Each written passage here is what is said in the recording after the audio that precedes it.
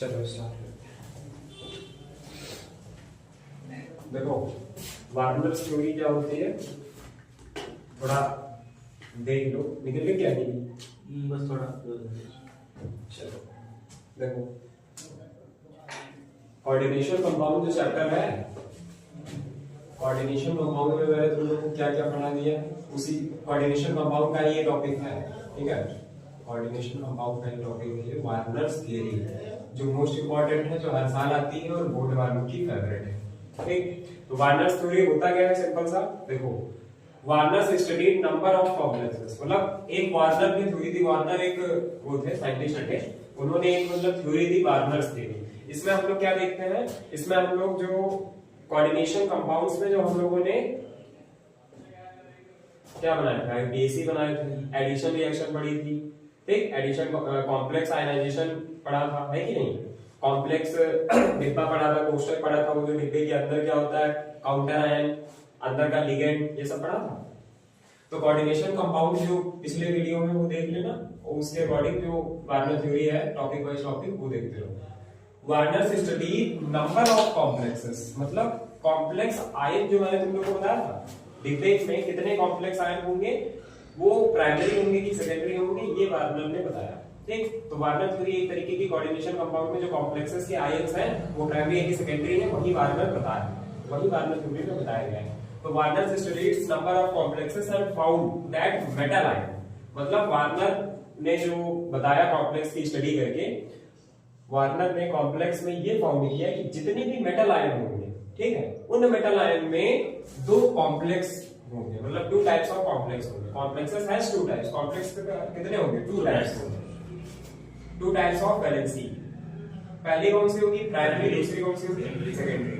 Warners theory में ये जो हमारा कॉम्प्लेक्स आयंस थे, जो भी कॉम्प्लेक्स वाला डिब्बा था, उस कॉम्प्लेक्स के पास में दो टाइप के क्या होंगे, वैलेंसी होंगी, एक होगी प्राइमरी वैलेंसी, एक होगी सेकेंडरी वैलेंसी। ठीक, जो मेटल आयन था मैंने तुम लोग को बताया था, PLMN, P मतलब पॉजिटिव, L मतलब लिगेंड, M मतलब मेटल आयन। तो वो जो M मेटल आयन था, उसी मेटल आयन में जो कॉम्प्लेक्स हमारे होंगे वो टू टाइप की वैलेंसी भी शो करेंगे या प्रेस्क्राइब करेंगे। ठीक है, वो किसने दिया, वार्नर ने। पहली थी प्राइमरी, दूसरी थी सेकेंडरी। अब प्राइमरी वैलेंसी और सेकेंडरी वैलेंसी में मैंने डिफरेंशिएशन किया है, तो ये देखो, प्राइमरी वैलेंसी में ये बताया गया है इक्वल टू ON क्या है, oxidation number, oxidation number of metal, equal to oxidation number of metal. जो भी हमारा मेटल होगा, potassium, sodium, calcium, magnesium, aluminium, zinc, tin, lead, hydrogen, copper, mercury, silver, gold, जितने भी टाइप्स ऑफ मेटल होंगे, ठीक है, every types of metal be equal to a oxidation number.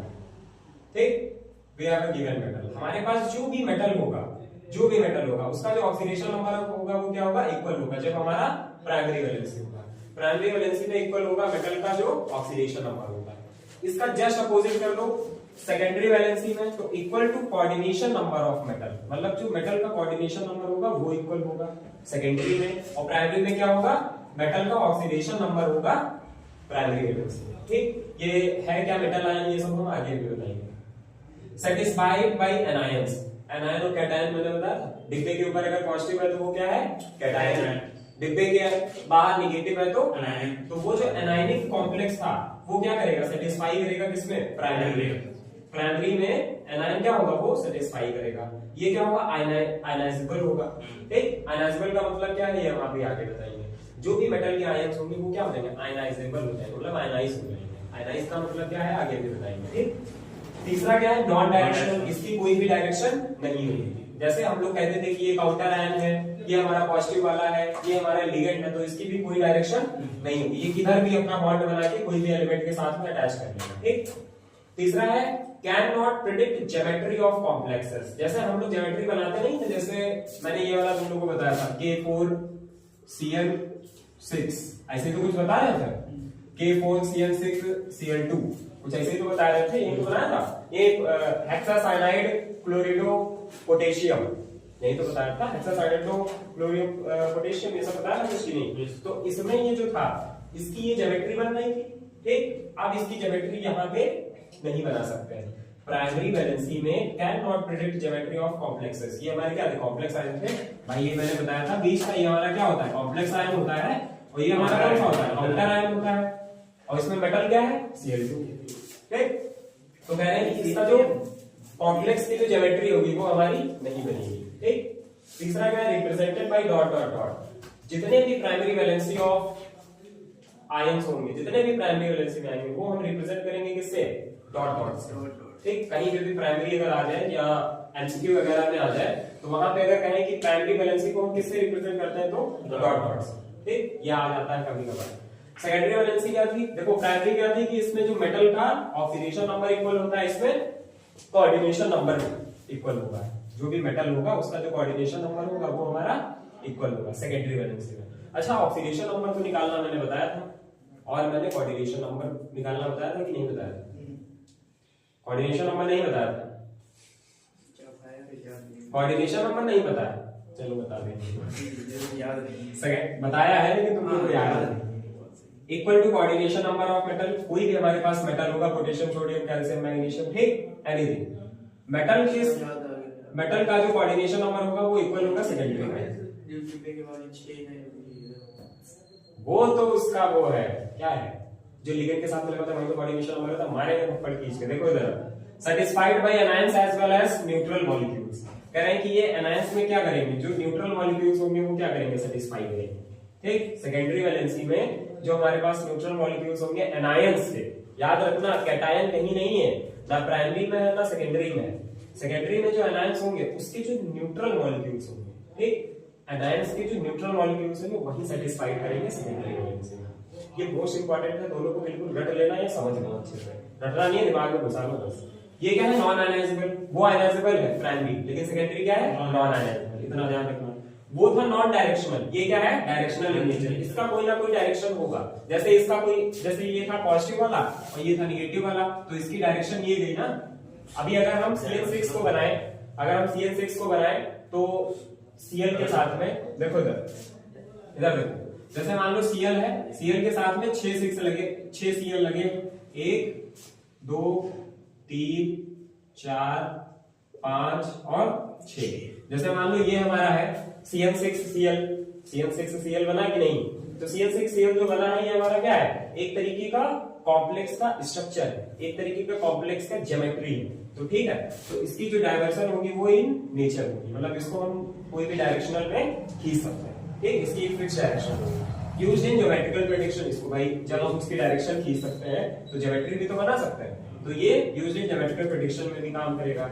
और इसको हम डिनोट किससे करेंगे, बाय सॉलिड लाइन से। देखो ये सॉलिड लाइन ही तो बन रही है, एक तरीके का जो बॉन्ड है वो सॉलिड लाइंस है कि नहीं है, ठीक। तो ये हो गई बाय सॉलिड लाइंस। बस ध्यान तुमको ये रखना है कि वार्नर्स थ्योरी में पहले तो अपने मन से बना के लिख देना, ठीक, पहले अपने मन से बना के लिख देना कि कोऑर्डिनेशन कंपाउंड में जो वार्नर्स थ्योरी होती है, according to Werner's theory studied number of complexes, जितने भी कॉम्प्लेक्स के नंबर होंगे, कौन से नंबर, मेटल के नंबर, कौन से नंबर, मेटल आयन के नंबर।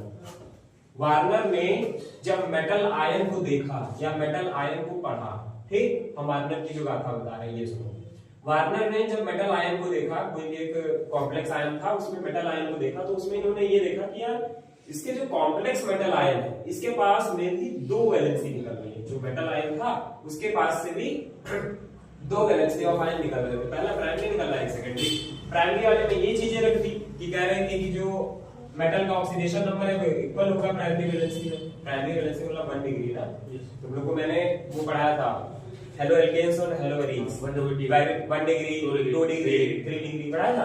तो ये जितने भी 1 डिग्री स्ट्रक्चरल फिनोमेना होगी, जितने भी 1 डिग्री स्ट्रक्चरल हमारे पास जो भी सिस्टम होगा उसमें ऑक्सीडेशन नंबर मेटल का क्या होगा, इक्वल होगा primary. Satisfied by anion start, ठीक है। ये समझ आ गया था। 1 degree valency for ABC 3 in all, समझ में आ गया। 2 डिग्री में 6 इन ऑल, क्या कोई क्वेश्चन।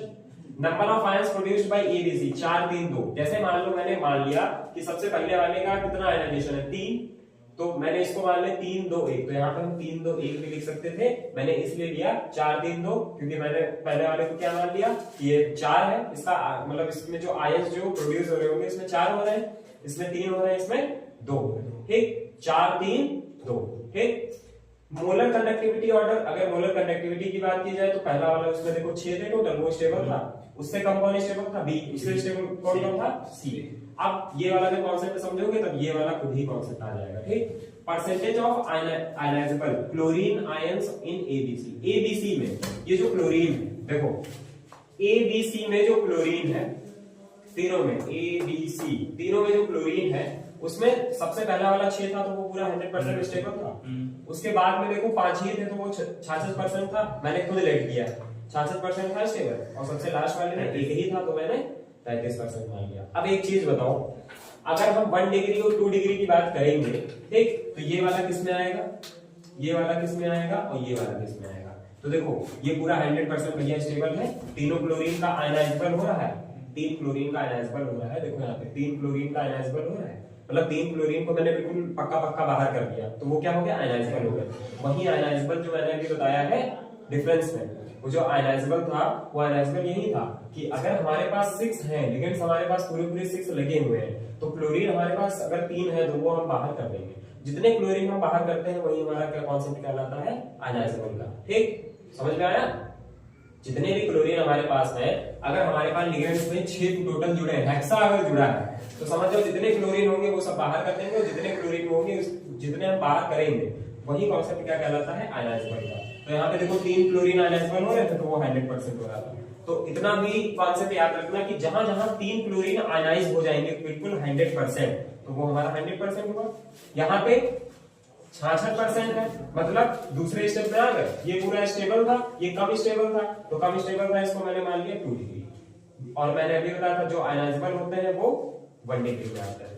देख लो चलो, जो आयनाइजेबल होते हैं वो 1 डिग्री में आते हैं, यही तो बताया था।